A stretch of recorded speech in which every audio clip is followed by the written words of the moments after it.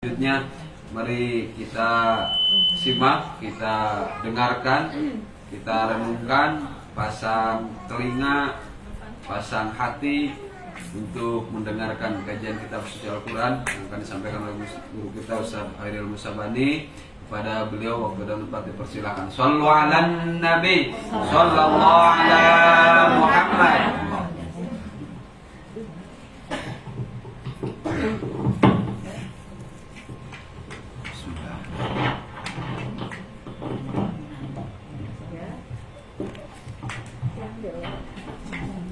Bismillahirrahmanirrahim. Assalamualaikum warahmatullahi wabarakatuh. Waalaikumsalam warahmatullahi wabarakatuh. Alhamdulillahilladzi an'ama ni'matal iman wal islam wa asyhadu an la ilaha illallah wahdahu la syarika lah wa asyhadu anna Muhammadan abduhu wa rasuluh la nabiyya ba'dah. Allahumma salli wa sallim wa barik ala Sayyidina Muhammadin wa ala alihi wa sahbihi ajma'in, amma ba'du. Allahumma rabbi shrah li sadri wa yassir li amri wa hlul 'uqdatam min lisani yafqahu qawli. Alhamdulillah, puji beserta syukur marilah sama-sama kita panjatkan kehadirat Allah Subhanahu wa taala yang telah memberikan kepada kita begitu besar nikmat. Yang pertama, Allah menganugerahkan kepada kita nikmat hidayah, sehingga Allah dari hidayah tadi mampu menggerakkan hati kita, memerintahkan kaki untuk melangkah ke tempat ini. Dan juga Allah menganugerahkan kita nikmat kesehatan, sehingga ketika kaki diperintahkan oleh hati, maka kaki kuat untuk melangkahkan. Dan juga Allah menganugerahkan kepada kita nikmat kesempatan, sehingga darinya juga kita bisa sama-sama hadir. Karena gak sedikit Allah cuma kasih orang kesehatan, gak dikasih hidayah, gak bisa juga datang. Ada juga Allah kasih hidayah, Allah kasih sehat, tapi kesempatannya gak ada. Dia sibuk urusan ini dan itu untuk berada di tempat lain, dia gak bisa datang juga ke tempat ini. Tapi alhamdulillah ibu-ibu dikasih semuanya. Ibu dikasih nikmat sehat, ibu dikasih nikmat hidayah, dan ibu juga dikasih kesempatan oleh Allah Subhanahu wa taala, dan ini patut kita syukuri. Dan begitu juga salawat beserta salam tidak lupa marilah kita curahkan kepada Nabi kita Muhammad sallallahu alaihi wasallam. Para ibu yang saya hormati dan mudah-mudahan Allah muliakan, kita kembali melanjutkan pembahasan surah Maryam ayat ke-34, yang mana di dalam ayat ini Allah Subhanahu wa taala berfirman, "Dzalika Isa bin Maryam." Itulah Isa bin Maryam. Yang apa yang disampaikan Allah tentang Isa bin Maryam? Qaulul haq. Itu adalah perkataan yang benar, firman Allah yang benar. Jadi pembahasan kita sebelumnya yang membahas tentang Maryam, tentang Isa, itu adalah qaulul haq. Itu adalah firman Allah dan itu firman yang benar. Artinya apa? Yang kita udah bahas itu nggak bohong, itu memang benar. Itu Isa seperti itu. Gitu. Akan tetapi yang terjadi apa? Alladzi fihi, yang mana di dalam firman apa Allah firmankan tadi mengenai Isa, fihi yang tahun itu ada perdebatan, ada perselisihan. Nah jadi mengenai firman Allah ini, yaitu mengenai bahwa Allah menceritakan bahwa Isa ini begini, dan bahkan sebagaimana di ayat sebelumnya kita sudah sama-sama bahas bahwa Isa akan berkata, qala inni abdullah. Berkata Isa, ini sesungguhnya aku abdullah, aku adalah hamba Allah. Wa atani alkitab, dan mendatangkan kepadaku itu kitab, itu Injil. Wa ja'alani, dan menjadikan kepadaku Allah itu nabi. Jadi udah apa? Udah jelas tuh bahwa Nabi Isa dibilang apa? Saya ini hamba Allah, saya adalah hamba yang diturunkan kepada saya kitab, dan saya adalah hamba yang diangkat menjadi nabi. Jadi nggak ada yang namanya Nabi Isa itu mengaku sebagai Tuhan, mengaku sebagai anak Tuhan. Sehingga itu yang diperdebatkan oleh orang-orang awam, oleh orang-orang Nasrani, oleh orang-orang selain Islam ketika itu mengenai apa? Mengenai Isa. Makanya di kelanjutan ayat Allah tegaskan, maka nalillahi an ya'tahidza min Makana itu kalau dalam terjemah secara harfiah itu nggak pernah ada. Tapi ada juga yang mengatakan makana ini nggak mungkin. Makana juga berarti mustahil. Makana itu juga berarti nggak masuk akal. Apa yang nggak masuk akal? Apa yang mustahil, Bu? Lillah, bagi Allah, an ya'khidza min walad. Dia itu mengambil apa? Mengambil anak. Allah memiliki anak. Mustahil bagi Allah, nggak masuk akal bagi Allah. Nggak ada sejarahnya Allah mengangkat anak. Gitu, mustahil. Kenapa kalau di sini ngebahas masalah anak? Ya karena memang perdebatan yang terjadi di antara orang-orang Yahudi Nasrani itu apa? Ini siapa Isa ini? Dia ini anak Tuhan apa Tuhan? Dia ini apa? Tuhan yang Tuhan kubur atau bagaimana? Itu yang jelas apa? Orang-orang Nasrani menganggap bahwa dia adalah anak Tuhan. Sehingga apa? Allah menyanggah makanan, nggak mungkin, mustahil, nggak masuk akal, nggak pernah ada dan nggak sepatutnya Allah mengangkat anak sebagaimana yang dianggapkan orang-orang Yahudi. Subhanallah, maha suci Allah dari segala tuduhan-tuduhan mereka bahwa Allah memiliki anak. Allah suci, karena kalau misalnya Allah memiliki anak, berarti kan Allah membutuhkan kepada yang lain, kan begitu. Dan yang namanya anak pasti bapak mirip sama yang namanya bapaknya. Kalau misalnya Allah memiliki anak, berarti apa? Anaknya memiliki kuasa yang sama kuasa seperti bapaknya. Yang pada akhirnya apa? Yang pada akhirnya bisa terjadi perselisihan, percekcokan antara dia merasa bisa ini dan bisa itu. Kan begitu. Subhanallah, Allah maha suci dari segala apa? Ya segala anggapan orang-orang Nasrani menganggap bahwa Allah itu memiliki anak, Bu. Gitu. Kenapa? Mereka menganggap Allah memiliki anak. Salah satunya kenapa? Salah satunya yang menjadikan Nabi Isa itu dianggap Tuhan oleh orang-orang Nasrani, yaitu apa? Dia lahir tanpa melalui proses hubungan biologis. Dia lahir cuma dari ibu, nggak punya bapak. Dia pikir itu apa? Itu keajaiban yang sangat luar biasa, sehingga wajar kalau dia dianggap Tuhan, kan begitu. Tapi apa jawab Allah? Kayak begitu dianggap Tuhan. Maka apa? Idza qada amran fa innama yaqulu lahu kun fayakun. Kalau kata Allah begitu. Idza qada, jika Allah menetapkan amran sesuatu urusan, fa innama, maka hanyalah yaqulu, dengan mengatakan lahu, bagi apa? Perkara tadi atau urusan tadi, kun fayakun. Jadi. Artinya apa? Perkara Nabi Isa lahir dari ibu yang nggak tanpa melalui proses hubungan biologis. Perkara Nabi Isa lahir dia nggak punya bapak, itu bukan perkara yang sulit bagi Allah. Jadi kalau selebay lah nganggap gara-gara Nabi Isa lahir tanpa bapak, lu anggap jadi Tuhan. Padahal mudah bagi Allah, kun fayakun. Jadi maka jadi. Nah, kita agak sedikit mendalami makna kun fayakun. Jadi kun fayakun di sini itu apa? Bukan sekedar bahwa bisa lebih cepat, bukan begitu. Karena pada prosesnya, ketika Isa dikatakan atau ditakdirkan oleh Allah lahir dari ibu tanpa memiliki bapak, kun, jadi kalau betul maka jadi. Tetap pada prosesnya Nabi Isa dikandung orang tuanya selama 9 bulan. Artinya interval waktunya kan 9 bulan normal.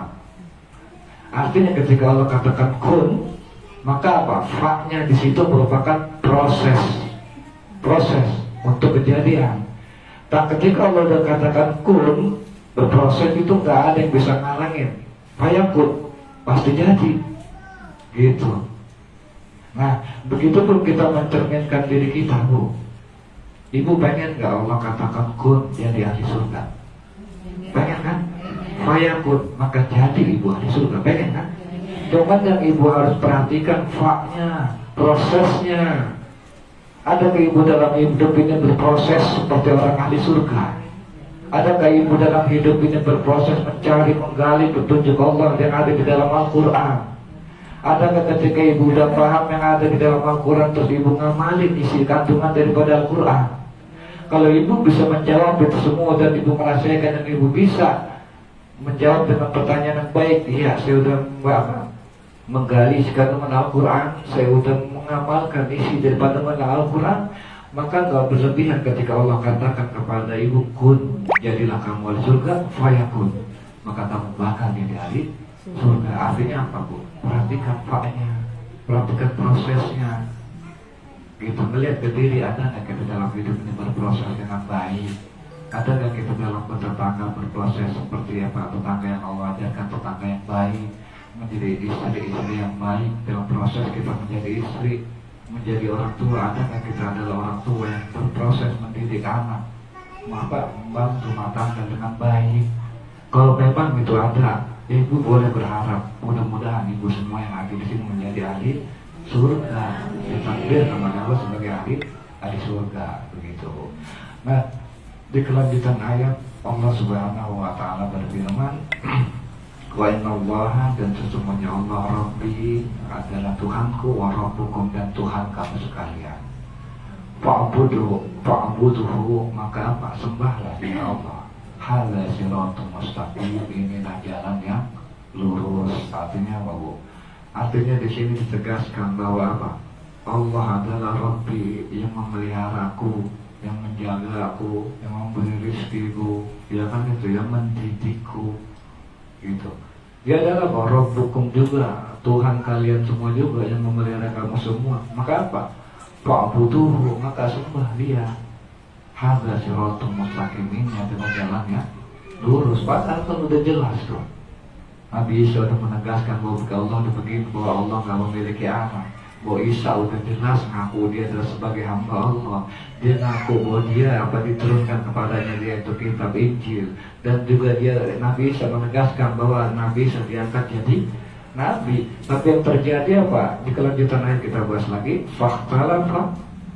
fakhtalafal ahzab. Maka apa? Maka berdebatlah al-ahzab, kelompok min bainihim, dari apa? Di antara mereka. Siapa yang dimaksud dengan al-ahzab di sini? Ayat Nabi iktirafu bi Isa min qaumi. Yaitu apa? Orang dari kalangan Nabi Isa sendiri, kaumnya Nabi Isa, yaitu kaum Nasrani, perdebatan.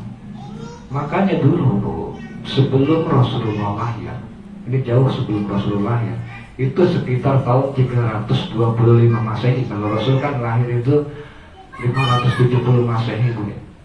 Nah di Romawi ketika itu terjadi, Bu, perdebatan antara orang-orang Nasrani sendiri. Yang pertama yaitu yang ditengarai oleh Arius.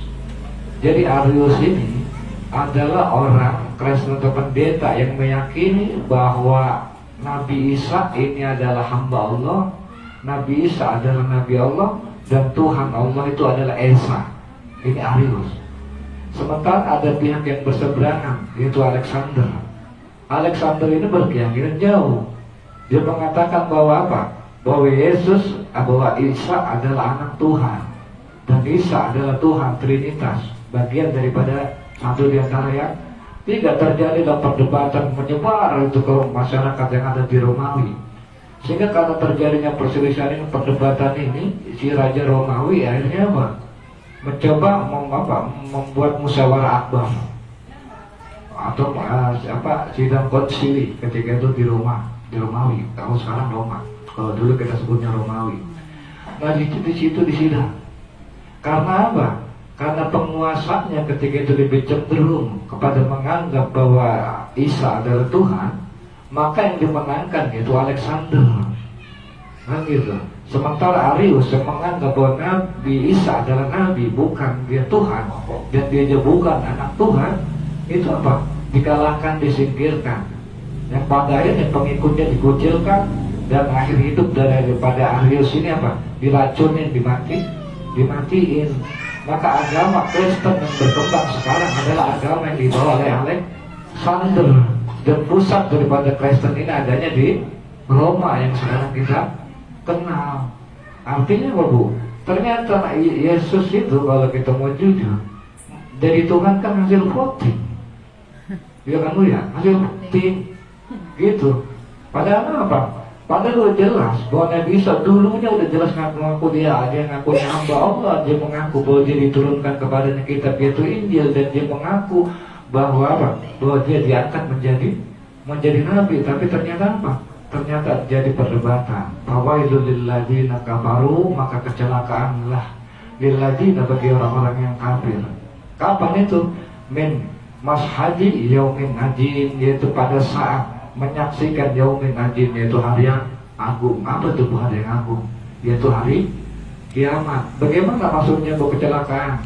Nah, di akhir ini, di terakhir Allah Subhanahu wa taala berfirman, maksudnya terakhir kita bahas, asmi akan gitu. Alangkah tajam bihim pendengaran pendengaran mereka, wa absir yauma ya'tunana, dan penglihatan mereka ya'tunana, yaitu pada hari mereka datang kepada kami, yaitu hari kiamat.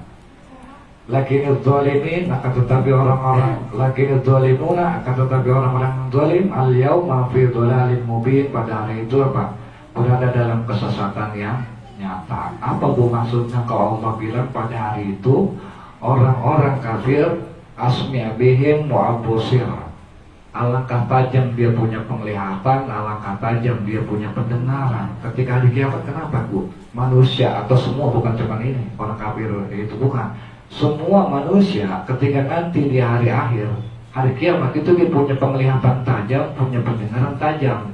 Maksudnya gimana? Maksudnya begini Bu, kita kan nggak tahu nih Bu besar pahala ngaji. Kita nggak bisa melihat besar pahala ngaji. Nanti ibu akan bisa melihat dengan mata ibu, bisa mendengar tentang besarnya pahala ngaji, tajam sekali nanti ketika ibu di hari akhir, di hari kiamat. Makanya sekarang kita ngaji aja, kita istilahnya ibadah yang rajin. Kenapa Bu? Oke lah, kita nggak tahu tentang apa besarnya pahala, tentang besarnya siksa ketika kita jauh dari Allah. Kita nggak muka sama kita nggak diangkat sama Allah, kecuali pada orang wali-wali yang dikehendaki. Tapi setiap kita bakal seperti wali, cuma nanti ketika di yaumil akhir. Cuman masalahnya kan kita nggak tahu. Ya tinggal kita amalin aja lah sekarang ini, selama mumpung kita masih hidup di dunia. Gitu, jangan sampai ketika di akhirat, ketika mata kita udah melek, pendengaran kita udah tajam, sementara kita udah nggak bisa berbuat apa-apa. Nah sekarang tuh kalau mau jujur, tahu nggak Bu yang membedakan antara ibu-ibu semua dengan orang yang udah mati?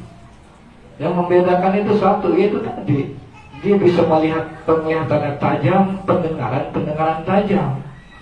Bedanya kalau mereka tahu berapa besar pahala sholat sunnah,